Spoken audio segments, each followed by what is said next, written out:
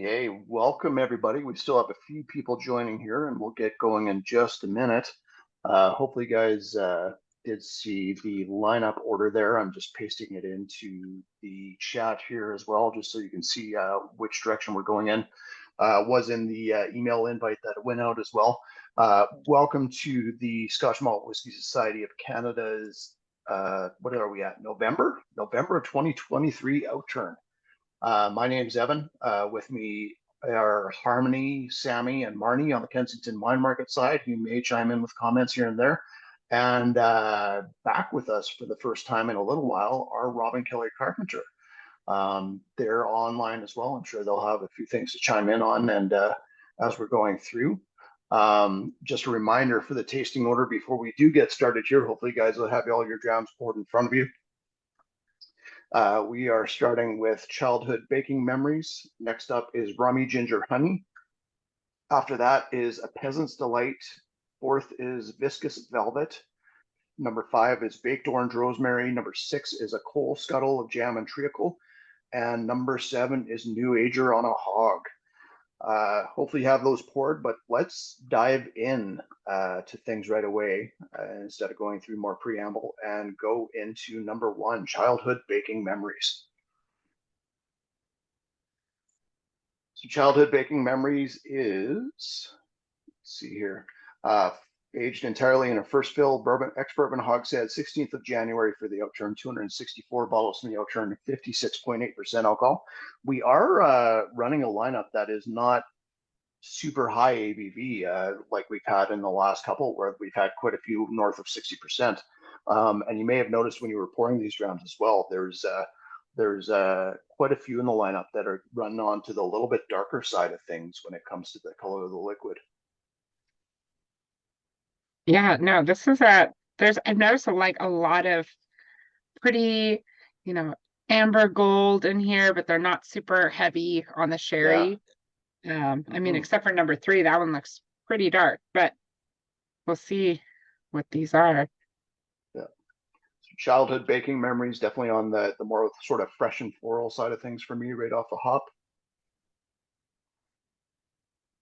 Little bit of wood spice, a little bit of that sort of floral, almost yeasty rising bread dough note to it.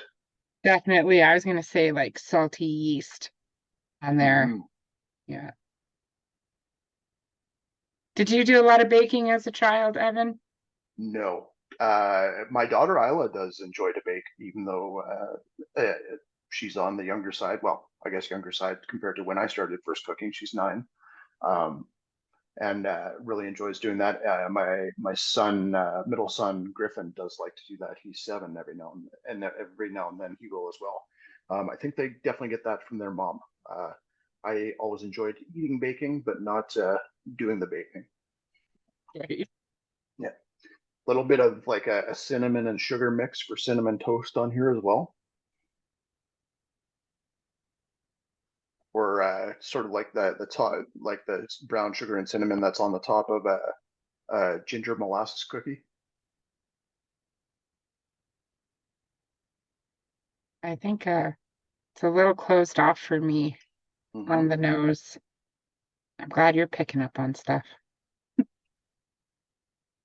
I'm just making it up as I go along though.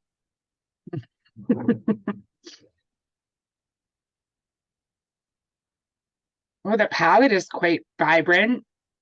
Um, Lots of spices going on, and holy cow. Hmm. Yeah, big baking spices, even butter. I'm getting that like melted butter note in there. Um, your clove, your cinnamon. Um, Yeah, really Burnt nice on brown the palate. sugar. Yeah, brown sugar is a good call. It does go into that sort of burnt brown sugar, even into like a slight sponge toppy note for me. Mhm. Caramel, maybe a touch of caramel bar since we're just one day past Halloween.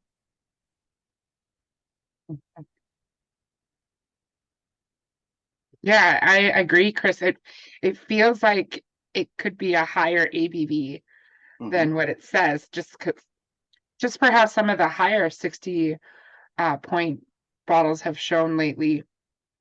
Um, maybe it's a youthful bottle. But sometimes I find the younger ones are a little bit spicy, prickly, hotter on the Hmm. constraint. Yeah, it could be that. It's not super sharp on the palate for me, but it does have some heat to it. And Anybody tried it with water? I'm adding a couple drops. Same. I don't know about you folks, but I often struggle with the first whiskey, and then I finally feel like my senses get warmed up as I move along. Hmm. Yeah. Chris in the chat says cinnamon ginger cookies. Rambunctious would be a good name for a bottle, that's for sure. Or Drambunctious, I guess, would be the SMWS name for it. Oh, What does it water do does. for it? It takes it well, I think. Yeah. Um, That yeah, the cinnamon toast note, like it's even going toasty and a little bit buttery on the nose for me now.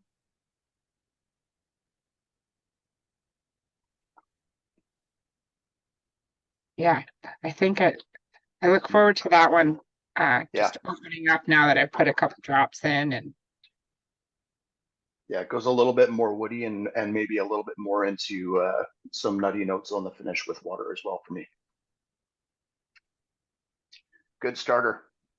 Okay, let's for the lightning round, and of course, I should mention too, if this is your first time through, or if it's been a while for Scotch Malt Whiskey Society tasting, typically we do run through this twice.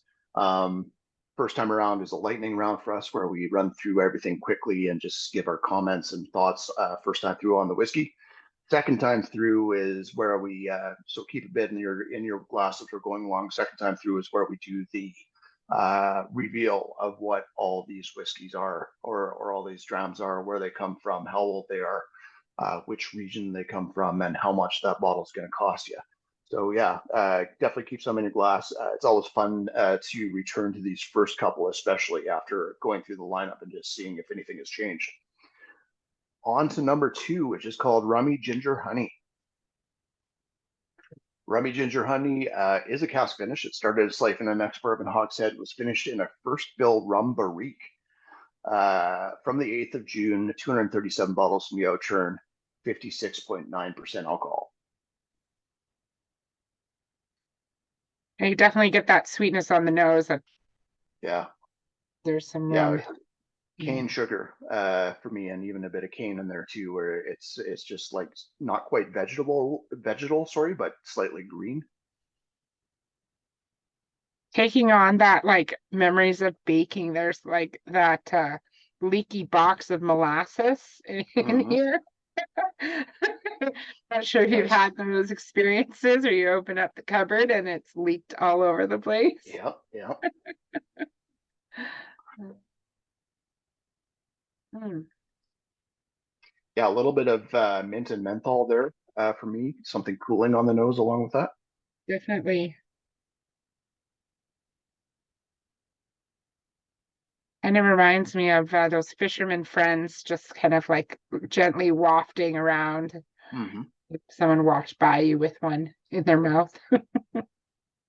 Yeah, that's a good call, and I think that's maybe the like on the palate. I'm getting a bit more of a mint menthol, but with honey note, where it's going into, I wouldn't say fisherman's friends, but more like a really strong Vicks or even a Halls They make a stylistically. they make a honey fisherman's friend now. Do they? Yeah. Um, That just oh, there sounds like it's not like harsh enough to actually use. it's not like Buckley's. Yeah, that's right. It's got a taste awful, so you know that it's actually doing something. Yeah. Um, I'm getting a ton of ginger on this again, Hmm. like the first one, and a little more woody, I would say. Yeah, yeah, especially like I'm getting the wood spices coming through on the finish there. Chris Walker again chiming in. I'm getting mildly decayed vegetable matter on the nose and palate. It does have something maybe not quite like full on Dunagee, but something a little bit musty in there.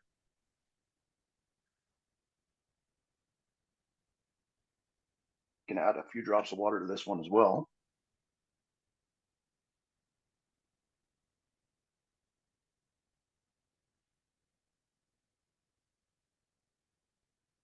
There's like a slight chemical note to this. Mm-hmm. Um, It's what kind kind of of, rum cask are they using? I'm wondering. yeah, I don't think it actually says. Rum barrique is an interesting term though, because barrique is usually something you see in French wine. Yeah. So I wonder if it's potentially like there's definitely some there's Pierre, is it Ferrand, that uses cognac casks and then ages rum in them or finishes rum in them for their plantation rum line, if I remember correctly. So maybe it's something like that that's being used in there. So the last sentence of the tasting note Mm-hmm. says that it was transferred into a first fill French oak barrique that had previously matured Jamaican rum. Okay. I don't know which, but there's a little bit more detail for you. Yeah. That I think Well, I wonder, would account for that kind of yeah, funky vegetal, slightly chemical note, because some of the Jamaican rums can they can really lean that way, and some yeah, are a little more subtle. definitely. You know, with water, I'm getting a touch of eggnog on the nose, like something like slightly buttery and creamy at the same time. Maybe it's just Halloween's over and it's just time for Christmas now. I don't know.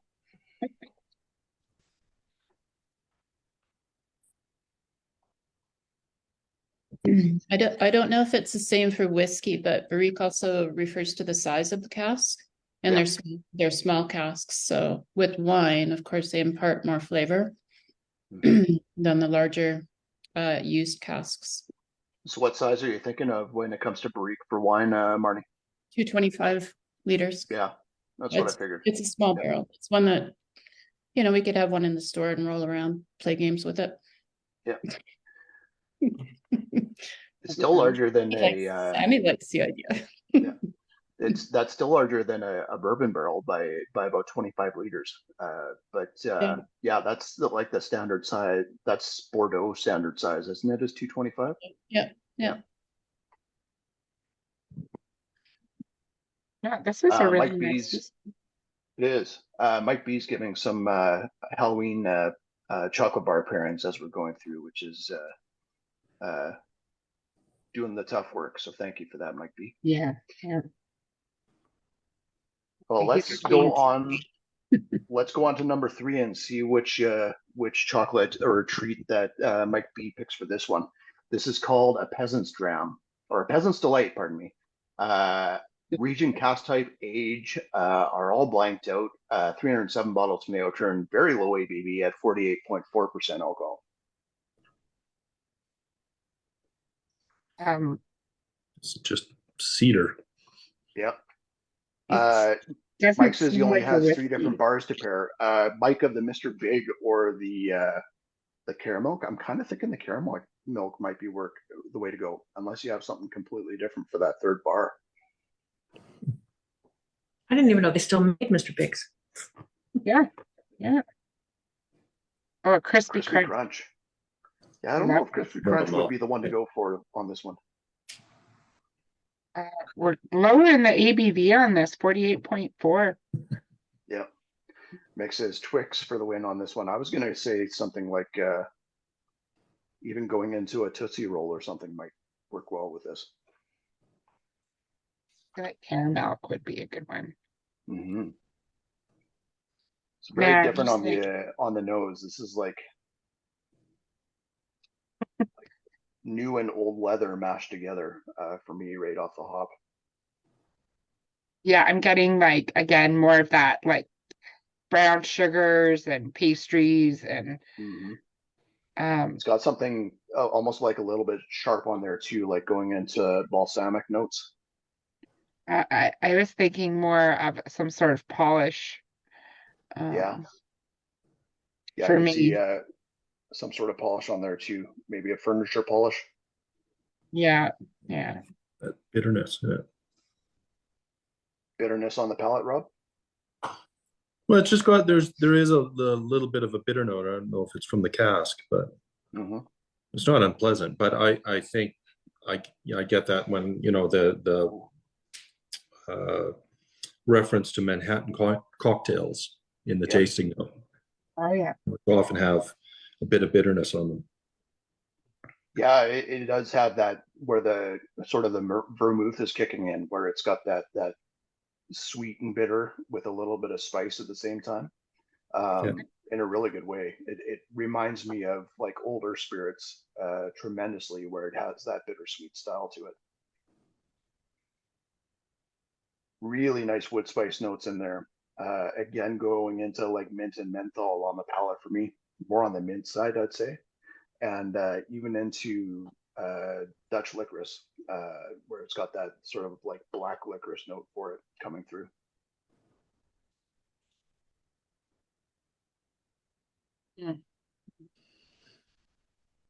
I get like bready, like a rye or pumpernickel type bread for me, Yeah. and Yeah. and like honey spirits come through. I was drinking I was tasting an eau de vie earlier today, and there's kind of like some of that. And talking about some of the Canadian spirits that they mixed with like other spirits was really fun. Like the Burwood does a bee whisperer with like single malt and eau de vie. Yeah. So this is kind of like, again, like leaning to what you said, Rob, and those like cocktail flavors Mm-hmm. that are really coming through, and just like honey and oils. Cloves on there as well, coming Yeah. on the nose and palate for me right now. Almost going into Benedictine liqueur. Yeah, that is a spirit I've heard named 3 times this week, and I don't know if I've ever tried it. Nope, don't know Yeah, what it no. is. I think you have to work about a decade at the Petroleum Club in order to actually utilize it in something. I can see it in the bottle, like I've Yeah. seen it on shelves. I remember stocking it for years, but I've never Yeah. tried it. And I swear that the bottle we had at the Petroleum Club when I worked there was like well over a decade old as well. The original. Yeah, and it was like screw cap where the sugar had to like fused everything together. Like it took some serious doing to get that cap off. Right, it's just stuck, hey? Yeah. Mike B says, against the advice of the experts. Experts should be in quotes there, Mike. But I tried pairing this with Crispy Crunch. I should have listened to Evan. Wow. Well, there's a first time for everything. All right, cool. Viscous Velvet is number 4 in our lightning round. Yeah, let's go on to that one. And man, this is like so tropical compared to the last one, which was like very heavy and dense. This is quite vibrant. Well, for Viscous Velvet, this is from multiple different cask types. There's first fill and refill Oloroso PX and bourbon hogsheads in this one. 25th of September for the date. 2,119 bottles for the Outturn, 53.1% alcohol. So this is a batch, not a single cask. It's like that is like pretty sherry Jim Beam tones. bourbon all over the nose for me. Like it's Oh, so the peanuts. peanut driven right now. Like peanuts and peanut shells. Starchy.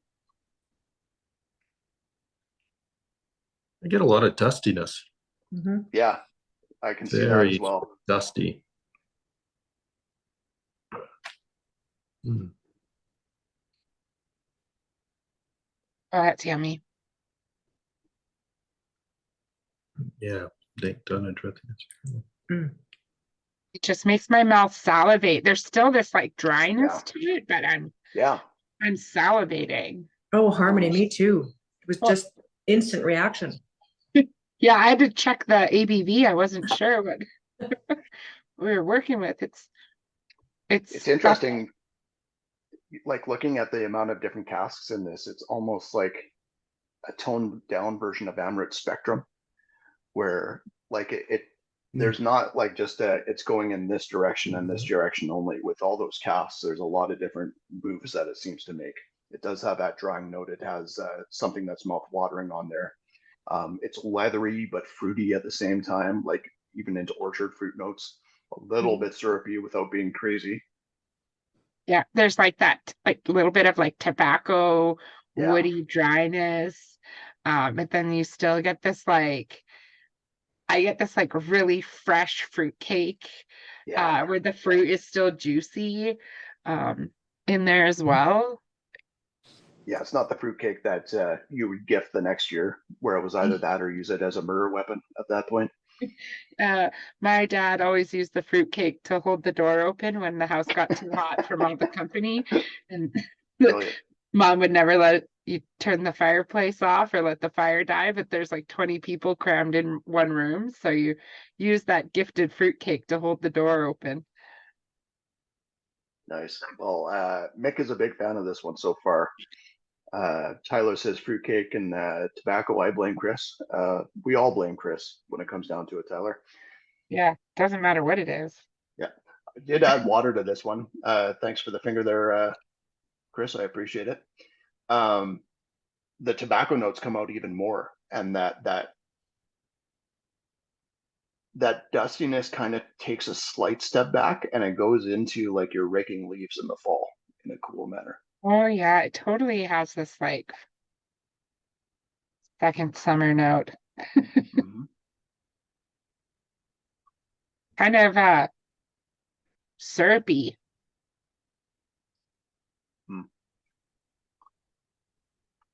It does have just a touch of that bitterness that I was getting on number 3, not to the same extent, but even with water, that the wood spice is just a really nice addition to everything there. That's a cool drown. Yeah, it's really cool.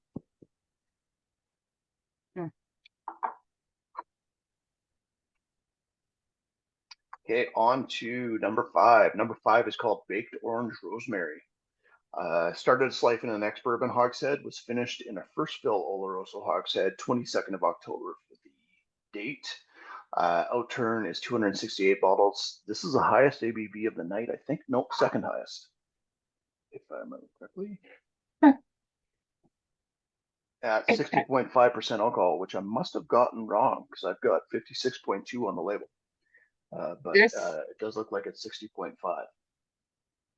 this reminds me of an ice cream that I made at summer camp when you make it in a coffee can and you have to like roll it around like that. Homemade ice cream. Oh yeah, I remember those. Yeah. There's also like that a more, I mean, I hope it's not the first one, more like woods and tobacco notes on this too. Mm-hmm.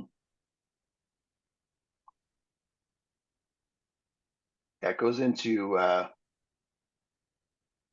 like stewed plums and like a strawberry reduction as well for me.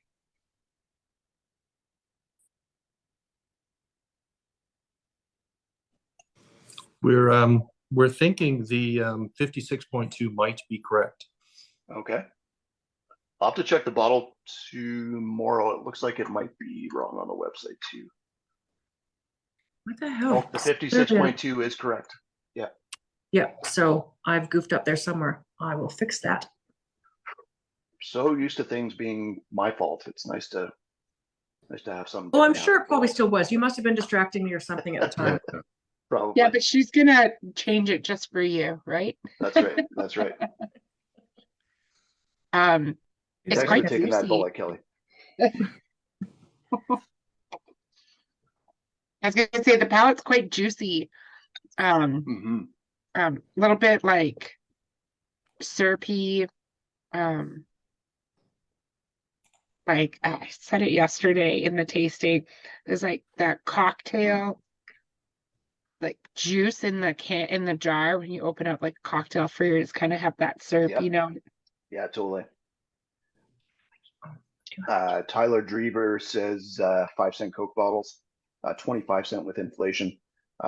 Totally agree. You mean Yeah, 250? they're old and stale, but they're still more expensive than they should be at 7-Eleven. Does have a little bit of that root beer candy note or into a touch of sarsaparilla there as well. Yeah. Yeah, I get the root beer too. Mm-hmm. Yeah. I'm going to say Hires root beer this time around, a little bit more vanilla driven, not as sharp as the A&W stuff.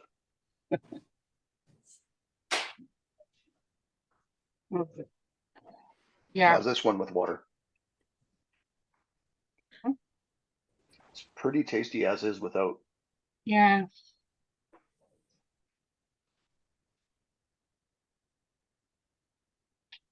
Mike, thank you. Mike says that Mr. Big really brings out the root beer notes. I can see the Mr. Big going quite nicely with this one. I think that you don't take a lot of it, but I think a little bit of the crispy crunch might work as well too. With water, it becomes like very cask driven, very tannin. A little, they're definitely more oaky and Yeah. leathery with water. Yeah, it does go into like a little bit more of the wood notes even on the nose and going into like an old sauna, like the wood paneling on an old sauna, nose wise. I get like almost like cherries on the nose. Dried cherries with water. Actually, it's drier on the palate and a little bit spicier, but I do like it with water. In comparison there, I think it works really nicely. Your guys' mileage may vary though.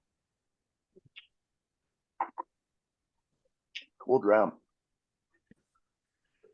Okay, on to number 6, and we are hitting peated territory here with a green label bottle. This is a coal scuttle of jam and treacle. As someone tries to spam me via phone there, sorry about that. A coal scuttle of treacle or of jam and treacle. This is from a first fill Olorosa, but 19th of September for the fill date or distillation date. 570 bottles for the Outturn, 61.7% alcohol.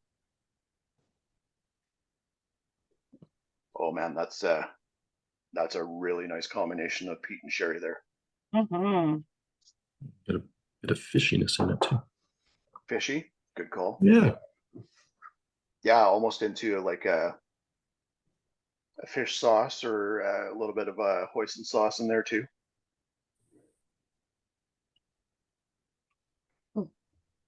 It's a lot on the nose.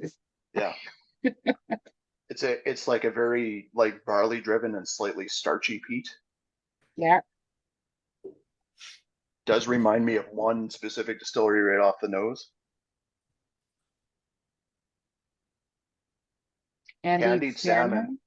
Good good pull there, Chris.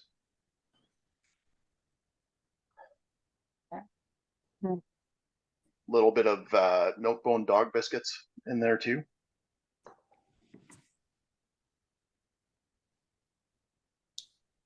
Can't say I've ever had those. Well, you're missing out. That's why my teeth are so white.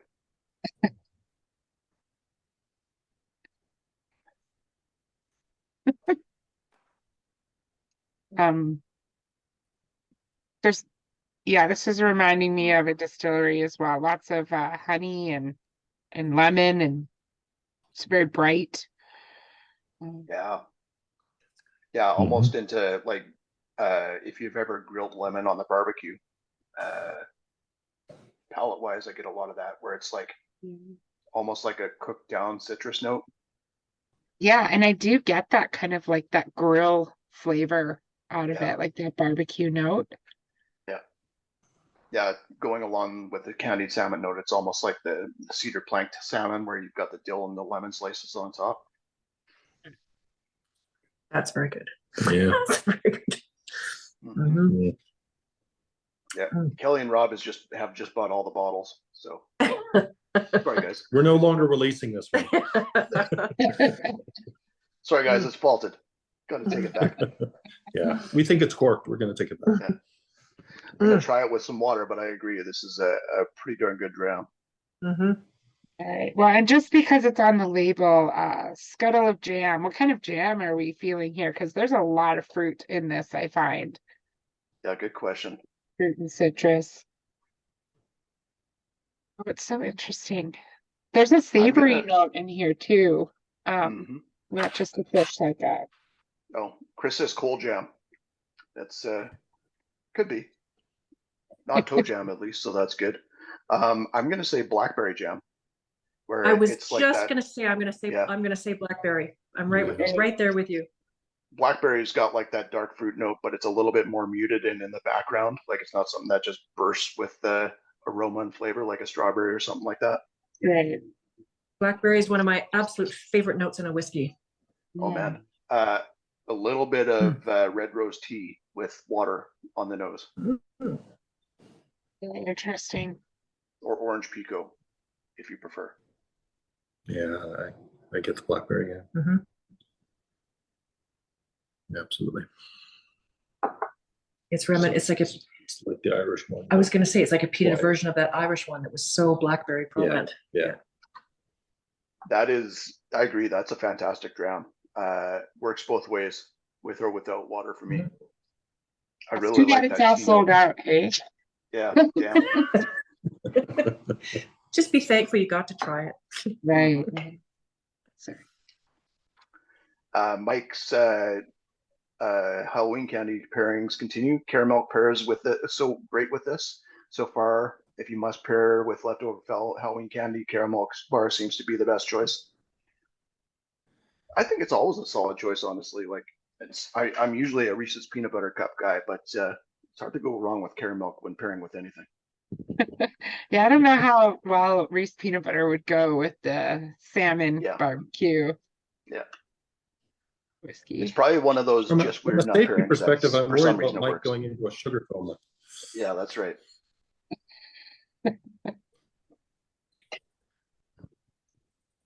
Okay, last but not least, let's go to a new ager on a hog. This started its life in an ex-bourbon hogshead, was finished in a first fill PX hogshead, 27th of May for the dates, 232 bottles from the Outturn, 56% alcohol. Another darker one here, almost like going into like a red tone on there, on the color there.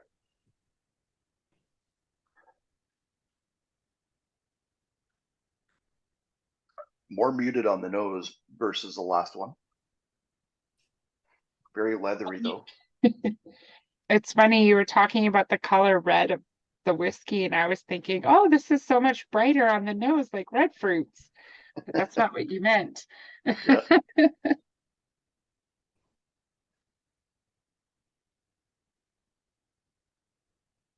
Definitely a little bit of Fisherman's Friends again on this one. Something a little bit cooling there on the nose. A little bit more full on coastal and salty. Yeah, and there's a ton of oil in this, like oils and chemicals and saltiness. Rock I think I might have Beach. used this as a note on on a previous tasting, but squid ink pasta right now on the nose for me. What did you say, Rob? A rock beach. Yeah. Yeah, You know, it does that have sort of- that crashing waves in the background. A little bit of bacon. A little bit of bacon. Boy, that's another beautiful one. Holy cow. Yeah. Okay. Oh, that palate's good. A little more elegant and refined than the first one. I was surprised, Evan, when you sent me the tasting order. I Yeah. was curious to see what you would do with these last two peated ones. And in my head, I had them the other way around. And on paper, I would have had them the other way around. And you probably still could have had them the other way around, only in the sense that this one is a little more refined and elegant, but maybe that's, and then ending on the big powerful note of the one we just had, but maybe it makes more sense to kind of finish off on this lovely refined note. It's a really lovely whiskey because I don't find it as big and in your face as the first one. No, I do agree with you. And a lot of the time too, I find like what you're talking about is sometimes having like that, like this is like a whiskey where you can just kind of dive into it, and having one that has that depth at the end just to Yeah. finish with can be a lot of fun. No wrong answer between the two though. No. But but on the palate, I mean, I find this one a little dirtier and a little ashier than the previous one. So you know, I guess people have different definitions of refined. I just find this a little dirtier than the previous one. I think you can be both. Yeah. Next, you're going to tell me Pigpen isn't refined? Come on, Rob. Exactly. He's wearing a bow tie. He's my hero. Yeah. Great. Yeah, there's like a lot of chemical notes on the nose and on the palate, definitely like chemicals, oils, ashiness. But then there's this like splash of sweetness in there somewhere that just makes it all work. That makes Yeah, it refined. It's this weird sort of like soft but also concentrated sweetness to it, like where you're getting into like Dessert wine. dates, and yeah, dessert wine's a good call. It almost has that almost unctuousness on the palate as well, of something like thick and rich on there. Yeah. Still dry and spicy at the same time though. And for me, much like the Viscous Velvet, which shares the same flavor profile, I get a dustiness on the nose on this. Mustiness, dustiness. Yeah, that's where I got the Rock Beach. You know, that sort of beach that's sort of dry, but it's still got sort of the sea scent, but it's a dry, dusty, rocky shore. Yeah, some pools of brine that are just kind of like quietly evaporating away. Yeah, that's those two last ones are pretty fantastic.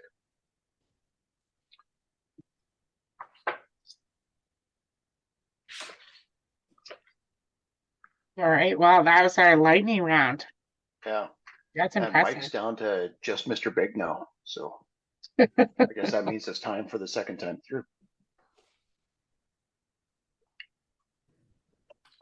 Okay, let's go back to childhood baking memories, see if it has changed, and we'll do the reveal as we're going through again as well.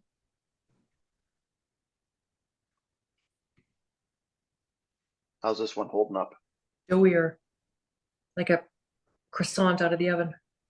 Yeah, it does have that, like almost like that buttery yeastiness to it. Really buttery, really buttery. Even Crisco-y, getting away from the butter into the lard. It's incredibly perfectly named. There's almost even when you say lard, there's almost like a marshmallow note to it as well. It's not full on that sticky sweet, but it's leaning into that for me. Yeah, I was gonna say like going into sugar cookies or shortbread cookies on the palate, especially like along with that sort of sugar driven style. Yeah. Icing sugar. That's held up beautifully, I think. That's really nice. Yeah, it's amazing that we can go back to this and still get a lot off it after those last two. Yeah. That's floral in the best way for me when it comes to whiskey, where it's not like the really perfumed floral, but it's floral nonetheless. So this is from, I believe this is Speyside. Yeah, Speyside. It is 11 years old, from the 16th of January 2012. And the cast number is 80.47. I gotta take a look at the cheat sheet because I can't remember which distillery number 80 is. Oh yeah, that is Glen Spey. And that is, I think you said in the notes, Kelly, this is not one we've seen a lot of in society. This is only the fourth in our 12 Mhm. years that we've ever released. Was there one last year? Yes, I feel like there was one last year. Insuperable Enjoyment in 2022. Okay, yeah. And for Yeah, 'cause anybody the other keeping two- score, Yeah. sorry, Evan, for anybody keeping score, the first one was A Wolf in Wolf's Clothing in 2019, Champagne and Roses in 2020, and then Insuperable Enjoyment last year. And that's it for Glen Space. Mhm. Wow. Yeah, Glen Spey is an interesting distillery. I don't know a ton about its history, but it's a distillery that seems to still be struggling for an identity. An identity. say. Mhm. And of course, I mean, if you're going to name a distillery Glen Spey, you're kind of like making it struggle for identity at the same time. Unfortunately, like that, it's almost like they could have just called it generic, and that would have been the name. Whiskey. Yeah, but Glen Spey, they do have official bottlings under the name Spey. They were infuriating bottles to deal with from a liquor store perspective, just because they were skinny and super tall to the point where you usually had to adjust or shelves or put them on like the too high to reach shelves, regardless of the price that they came in at. Oh. Bad design. It's like the So first frustrating. Fetterking a few years ago. Yeah, But yeah. I think they actually Fetterkaren changed their bottle name or bottle style, and then Spey bought off the rest, is my guess. But yeah, their bottles are good. They just, you don't see them at a lot of places, and they kind of are unremarkable because they tried to be remarkable, almost to their own detriment. no, their bottlings were good. I remember they Mhm. did a tawny port one that was really very Yeah, the pretty. 10A. It was like this beautiful, soft, huey Violet. pink color. Yeah, fantastic. Yeah, there was nothing wrong with their bottles except for the height, essentially. Like, it was good whiskey inside. Just they tried to keep everything a little bit too vertical. Price on 80.47 is $145.99. Not bad. Mm-hmm. Next up is Rummy Ginger Honey.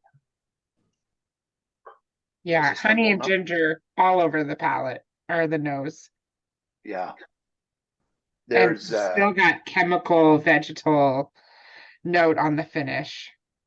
there's something, and I don't know if I can actually put it into correct words, but there's something about this nose that gives away the distillery for me.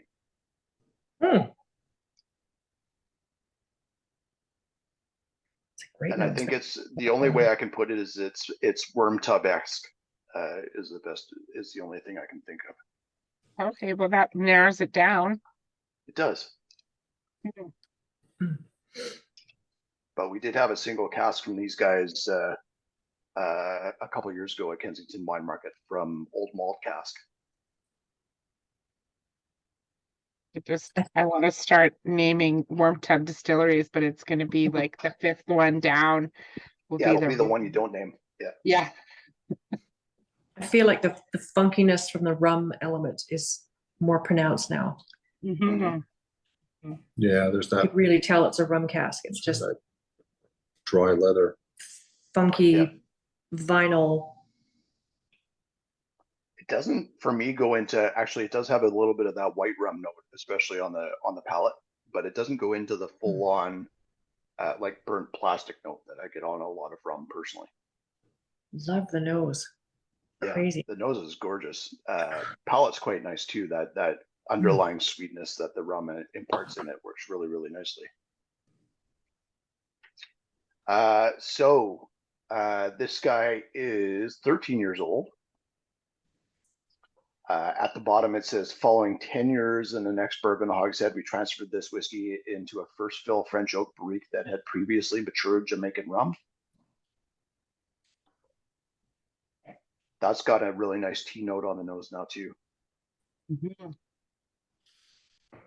Kind of like an orange pekoe meets chamomile, I'd say, stylistically. Distillery number or society number is 36.203 for this one. So 13 years old, from a distillery called Ben Rinnes. Ben Rinnes, I believe, is one of the Speyside distilleries that does still use worm tubs, if I remember correctly. Martlock and Craigellachie are probably the most well-known or famous Speyside distilleries to do so. Martlock to quite a few people. Craigellachie is one that has gotten a lot of recognition over the last decade as well.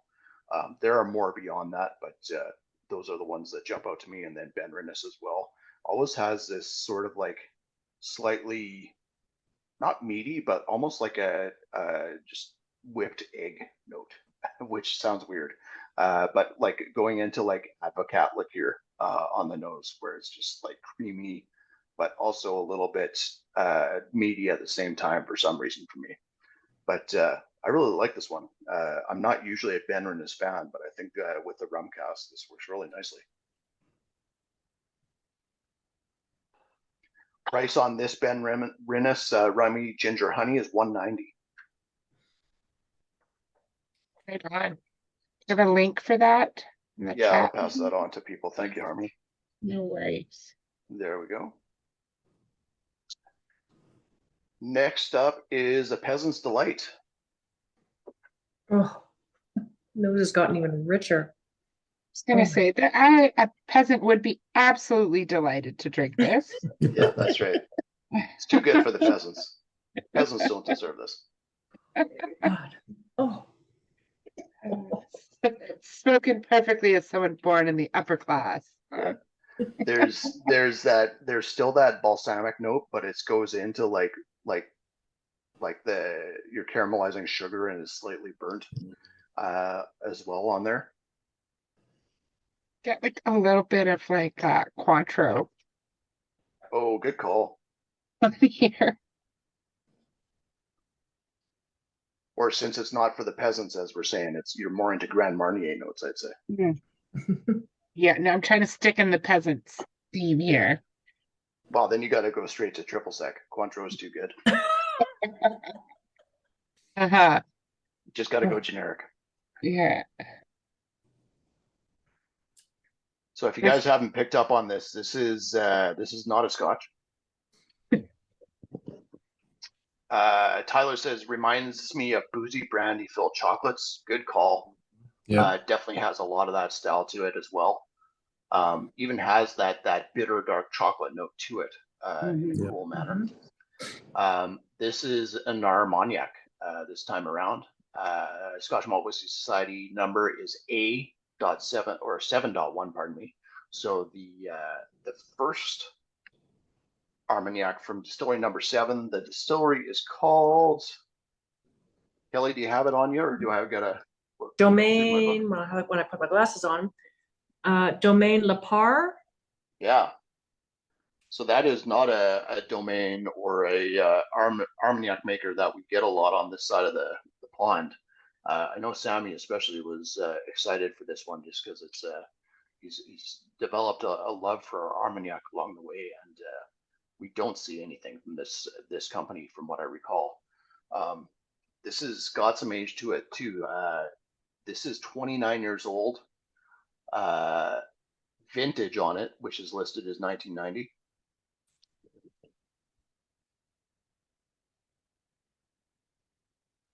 And price on a 7.1 is $3.38. I'm delighted to have a Peasant's Delight in the lineup. We get asked all the time by members about Armagnacs because they're pretty few and far between.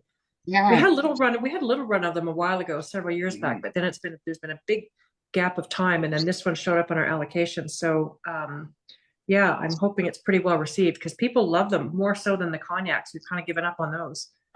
Yeah. But these are an age, an Armagnac with a lot of age on it is a thing of beauty. This is Yeah. lovely. The timing Totally I agree. think for this is perfect. Going into the fall, you want those nice kind of boozy wine spirits, and this is really beautiful.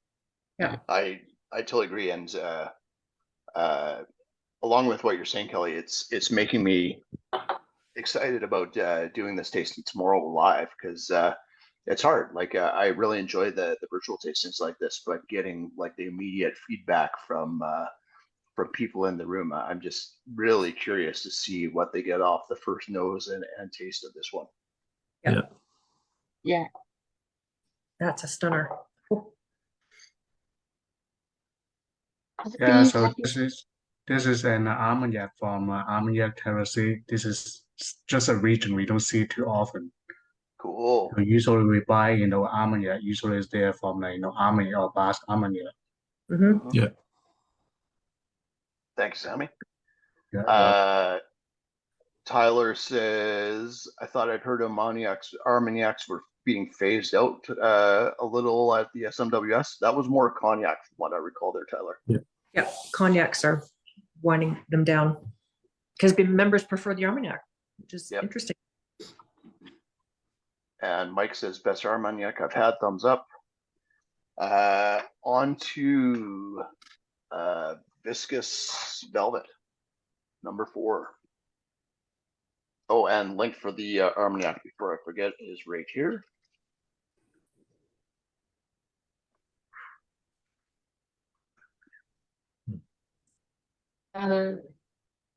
Mike, you're funny. Yeah, the peasants unionized, Mike. That's what happened. Yeah, but I mean, best you've ever had. Yeah. What price on that? Okay, Viscous Velvet. So this is a batch again, not a single cask. Still at a batch strength, I'm guessing, of 53.1% alcohol. It is 15 years old for Viscous Velvet. And it is a Speyside distillery. This was done for the 2023 Spirit of Speyside Whiskey Festival bottling. I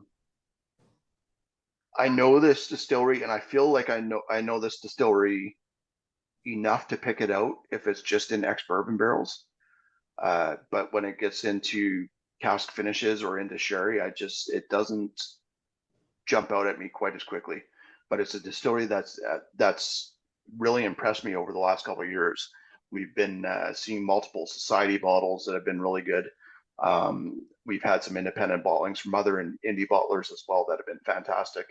I really like that the society bottles that we've gotten have had cask finishes or had some sherry mixed in there in some shape or form as well, because it does give it a little bit more of a spin on the style that I'm used to. This is from distillery number 64 for Viscous Velvet. And distillery number 64 is Manickmore. And so that's sorry, go ahead, Yeah. Kelly. that's just gotten better over the course of tasting. It's delicious. Yeah, the nose is definitely a little bit muted versus the Armagnac, but when you put it together with the palate, it's just fantastic. And I love how it just goes in a bunch of different directions, but still manages to remain like cohesive as a whiskey. Yeah. Yeah, I've definitely not had many Manickmores with finishes on them. They're usually ex-bourbon, almost through and through. So yeah, it's cool to try something with this many casks.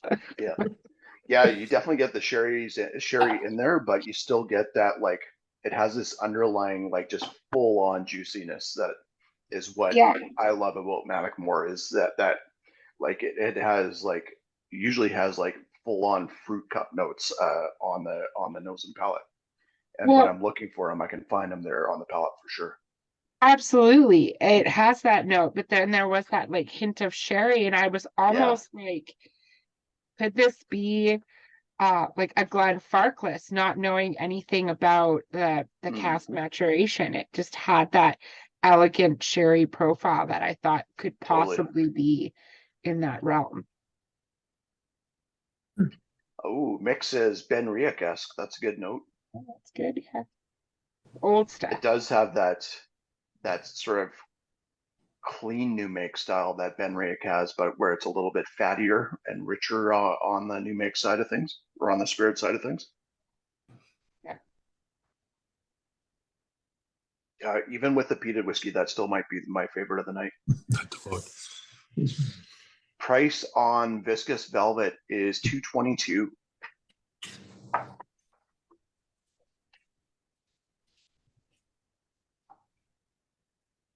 And link is coming your guys' way if you're looking for it.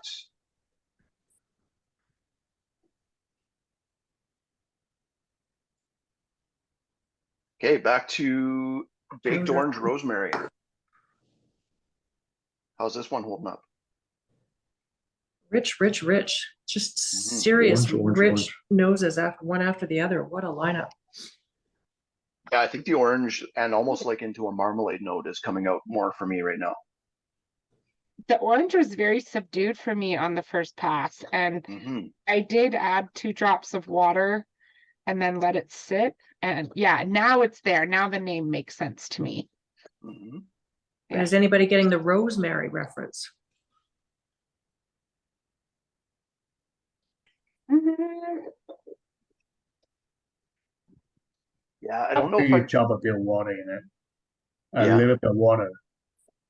that brings out the spice notes. Yeah,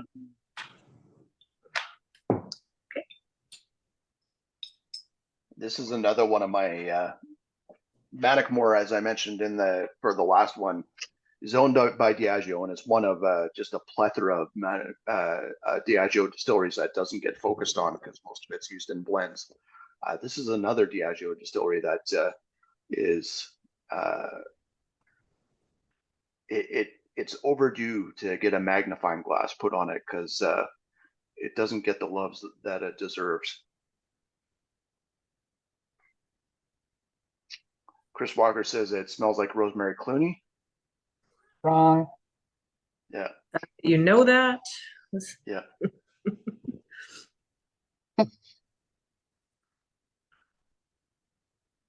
No, I'm still not getting it. Oh, yeah. I'm not really getting rosemary at all, but I do get like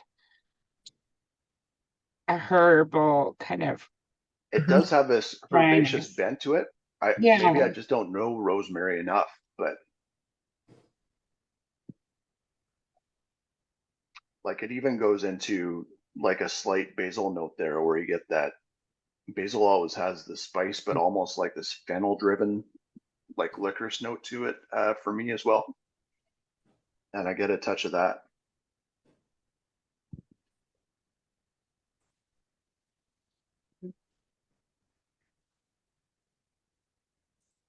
Very nice. Hmm. Yeah, the palate has stood up tremendously well. Okay, so baked orange rosemary is 12 years old. There's a link for you while I'm talking about it. From Speyside, and it is from Tianinic Distillery. This is cask number 59.72. Tianinic, like Manickmore, is a distillery that's really kind of come onto my radar personally over the last couple of years. We've had some really cool society Tianinics. We've had some really cool Tianinics from that boutique whiskey company and a few other bottlers as well. Tianinic tends to have this really cool sort of grassy and slightly citric note for me at a young age, especially in ex-bourbon. And a touch of minerality where it gets like sort of like tightly wound and closed up, but then when you sit with it for a while, it just opens up into these really cool sort of like combination of ripe and unripe orchard fruit notes in the background. And I get all that in here. This is a little bit of a turn for me just because it's been finished in sherry, but it's a really cool dram. Have you ever had a peated Tianinic? No, I haven't. Okay, so that's a thing, eh? That's a thing. So the UK branch just last week, like 10 days ago, released a peated Tianinic, and it's called Discombobulation at 40 ppm. So we bought a bottle, and I texted Kurt because I know Kurt's a fan of Tianinic, and I said, hey, he's like, yeah. So I filled a sample bottle and brought it home. I don't know if he's working tomorrow, but I'll bring it in when we come in for the tasting. But it's the first of 2. I was talking to somebody who had some inside knowledge. It's the first of 2 so far, peated Teoninics that the UK branch is going to release. We're not getting any here. Oh, And I was musing about whether or not it was maybe if it was an extra maturation in a cask that previously had a peated whiskey. And the person I was talking to, their theory was, no, they didn't think so. They thought that it was probably just Teoninics, peat week, where they, like Belveni does, right? Where they have a small little window in their year where they do a peated run. But I don't know if that's a new thing or not. But yeah, so I've got some peated Teoninic, which is really cool. that's awesome. I will totally make sure that Kurt gets the bottle. He might not get the liquid inside, but I'll hand it to you, trust you to give it to him. Ha ha. But it does remind me with Diageo as well, and I don't know if there's anything to this, but I know in the past, like when Diageo shut down Clynelish for a little bit, they slightly tweaked Del Ewan's style and runs to sort of mirror what Clynelish does, to sort of make it so that they had spirit for that time window that they could use for blends. So maybe there was something to that where they didn't, like, I'm not going to say that Teoninic is a 1-to-1 for Kalila or anything like that, because that'd just be bonkers. But maybe they were doing something like that where they needed a window of peated spirit for Johnny Walker Black Label or what have you, right? Yeah. That they were planning ahead for. Yeah, maybe. But either way, yeah, that sounds super intriguing. Okay, on to actual peated whiskey. And 59.72, did I give the cask finishing time? I don't think I did on the Teoninic before we go. After 8 years in an ex-bourbon hogshead, this was finished for the remainder of its time in a first fill Spanish oak Oloroso hogshead. And price on the Teoninic is $185. Now on to a coal scuttle of jam and treacle. I'm sure this one has just died in the glass. Like there's probably nothing left. Yeah, this has only gotten so much better. Big. Oh, it's so big. Yeah. That's what I mean about sort of in your face compared to the one that came after it. Just pow. Yeah, fair.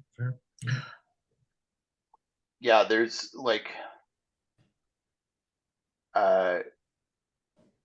fish oil notes on were mentioned last time, but this is almost like you're just grilling steak on the barbecue right now on the nose for me.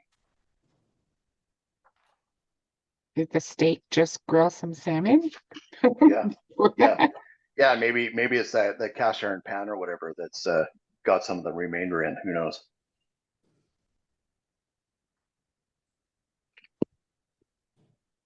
This hasn't changed that much for me. It's just sort of held up. And Yeah. I'm getting more char notes than I did the first time. Is where I'm going with that steak. But yeah, it's a gorgeous whiskey. The barbecued lemon is a lot more prominent for me than before. Yeah. So this is not a Speyside whiskey. We are in the Highlands. And we'll have to do, or Kelly might have to do a bit of talking on this one just to talk about the background on this one. But this is the third time we've seen this distillery from the SMWS, if I remember correctly. At I think all most. three have been this year, if I remember correctly. I'll just lean out of the frame and check that while you're carrying on. Okay. So this is on the young side. It is 7 years old, from the 19th of September 2015, and there's a reason that it's that young. And the reason is this is a young distillery. So on the very, you can't get more Western Highland than this distillery for the most part. This is from Ardnamurchan Distillery, which is right on the coast. And I say that name and all of a sudden I get the cheesy note that usually comes along with Ardnamurchan in there as well in a good fashion. Yeah, and you're right, it's the third. The first one was smoky, salty, and malty in 2021. And then last year we had PT Peninsula. That's so this right. is the third. Man, I can't believe we had these guys back in 2021. That's crazy. Hmm. But man, this is there's a lot of young distilleries that show a lot of promise in Scotland. These guys might Not all of them. Yeah. Yeah, I mean, there's some that are kind of like pie in the sky, kind of like just who knows what they were thinking by opening up a distillery right in the middle of Edinburgh. Like, why? Why? Crazy. Yeah. Idiots. Don't do it. Yeah. But Ardnamurchan just has got to be near the top for like places that are newer distilleries that do have whiskey right now, like sub-decade old, because their style is just incredible. It doesn't seem like they went in and tried to mirror any specific distillery stylistically or anything like that. And even when I'm saying that, they do kind of like go into Benromach and Springbank territory stylistically for me, but also with a twist of a little bit of Bruichladdich with that cheesiness to it. But yeah, fantastic whiskey from a young distillery. This is 149.7, only the 7th cast that we've gotten from the SMWS when it comes to Ardnamurchan in total. Third cast that's actually hit Canada. 214 is the price for this guy. That is not a heavy sherry note for first fill Oloroso either. Mm-hmm. No, it's not.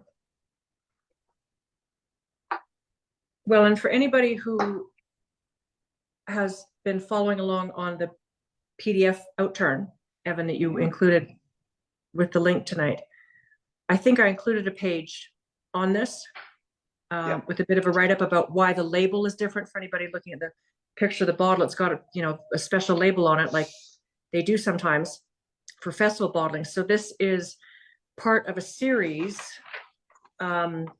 called The New Wave, and the comment about that Evan just made about new distilleries coming online in Scotland. So that's exactly what this is. This is one of a handful of distilleries that the Society has gone out and sourced liquid from, and they're calling them the New Wave distilleries, and they've bottled a series of them. We'll be releasing more of these. So this was the first one, the Ardnamurchan, that we've released. There'll be a few more under that banner heading of the New Wave distilleries. So they will all be young, obviously. And what they've done is they've sort of done a collaboration of these new distilleries with what they're calling an old master. And by that, they mean a Scottish illustrator by the name of Bob Dewar, who, for anybody who's ever been to the vaults in Leith, if you look up to the ceiling has a bunch of cartoonish style artwork on it.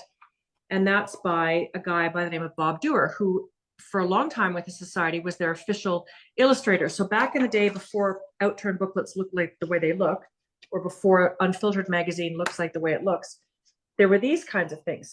New Year bottling. So this was an Outturn, and there's Bob's illustration on the cover. And as you flip through the Outturn, he's got little illustrations all throughout for some of the bottlings. And this is a very early version of Unfiltered magazine. It was called The Newsletter. And again, filled with his artwork. And it's really whimsical. And he was their artist for years and years and years. Then he retired. So they've gone back to him to do the artwork for these labels. So it's the New Wave distilleries with an old master, i.e. their illustrator, Bob Dewar. And it's a really fun collaboration. So it will be a series of them, and hopefully people will collect them and to drink, not to hoard. And yeah, just have some fun with the labels. So that's the scoop on this one. Yeah, I got to say, so I didn't realize until reading up what you sent me on this gentleman that he was the illustrator, but it brought me right back to when I was in the vaults in 2019 and spent so much time looking at all the bottles, and then I finally looked up at the ceiling, and that's my biggest regret of the vaults is I didn't look at the ceiling more, because the illustrations and the almost the cartoony comic / art that he had up there was fantastic. Well, you'll be happy to know. So the vaults just was closed all summer for a £500,000 refurbishment. They've just reopened and they've redone everything except the ceiling. It's intact and the cartoons are there. So you'll have to come back and have another look. Yeah, they'd have a revolt on their hands if they touched the ceiling. Yeah. Yeah. So that's the only Bob thing Dewar. that they that they should have there is like a lift so you can actually get closer for us that have terrible eyesight. Yeah. Okay, last but not least, on to whiskey number 7. Link for Cool Scuttle of Jam and Treacle is there. Thank you, Harmony, for reminding me on that again. And let's go back to a New Ager on a Hog. Really, What was the name of that? Yeah. Like, this is a total like movie reference title, if I remember correctly. Was it something Four Hogs or something like that, where it had all the boomers of Hollywood that Oh, rode the movie motorcycles in sucked. a. right. What's that? I said that movie sucked. It was Yeah, comical, but it wasn't good. yeah. Yeah, like Tim the Toolman Taylor in leather on Harleys. Yeah, I think I had that dream last night, actually. That's so funny. Chris Walker strongly disagrees with your summation of that movie, Harmony. Yeah. That's okay. Yeah. Regardless, this whiskey is damn good. Yes. It's very good. Hmm. Better than the movie. Well, So we've had a few different whiskeys from this distillery recently that have been more sherry driven. And that's after having a series of whiskeys from this distillery that were ex-bourbon driven that I absolutely loved. And all had the ex-bourbon and refill hogshead style were like very youthful in style and always had this salted lime margarita note to it. The distillery I'm talking about is Kalila. But when you put it into sherry, it just becomes something completely different on the nose, which is fantastic. Keeps a lot of that sort of salty coastal note, but that young, sprightly, citrus-driven style is pushed into the background, and the marriage with sherry is just tremendous. This is Scotch Malt Whiskey Society 53.448, the 448th cask from distillery number 53, which is Kalila. I think we've talked about this before. Is Kalila the one in the lead, or is it Highland Park right now? I'd have to check, but I think Kalila probably. yeah. Yeah, Very prolific. very, very prolific. And Which explains why we seems- can't get any Kalila core bottlings anymore. Well, it's yeah. So the upside in all that, I would say, is if you can get indie bottlings of Kalila, and it is hard not to stumble over an independent bottling of Kalila right now. You don't need the official bottlings. Kalila at 43% alcohol is just like trying to listen on a big stereo with the volume dialed up to 1. It just doesn't work, and you're not getting the whole picture of what's going on. Kalila independent bottling wise, and from the Scotch Malt Whiskey Society, when you get Kalila cask strength, they're almost 1-to-1 excellent casks. Like it is really, really hard to mess up Kalila. You put it in ex-bourbon, you put it in sherry, it doesn't matter. It tends to just do really well.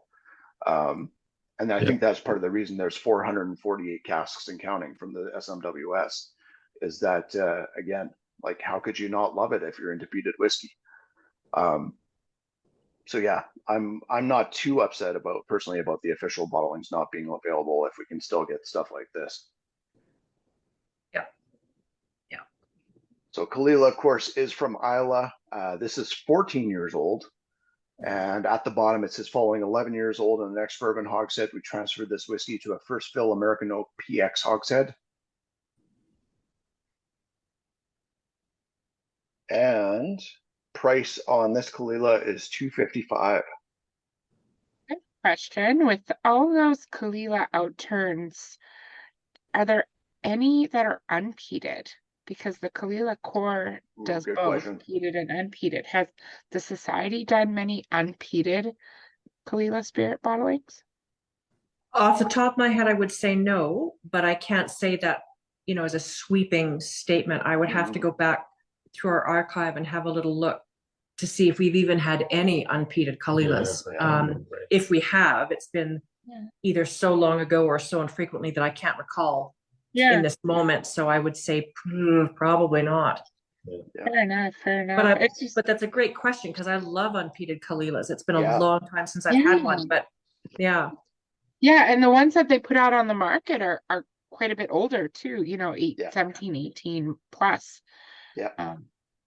They had, they like started at 14 or 15. Well, they started with what was it, the Stitchell's Reserve, Digital and then did MAS, a 14, a 15, a 16, and I think a 17 and an 18. yeah. There were a couple in that series though where they said unpeated, and I swear there was still peat to them, where they didn't scrub out the stills enough or I think what so. have you. Yeah, but Accidentally yeah, maybe they were blended one barrel in that was peated. exactly. But yeah, you're right. Kalila, when it's unpeated, like it tends to go tropical faster. Like you can get some peated tropical Kalila, but it's usually you have to wait for 25 or 30 years before bottling it to get to that style.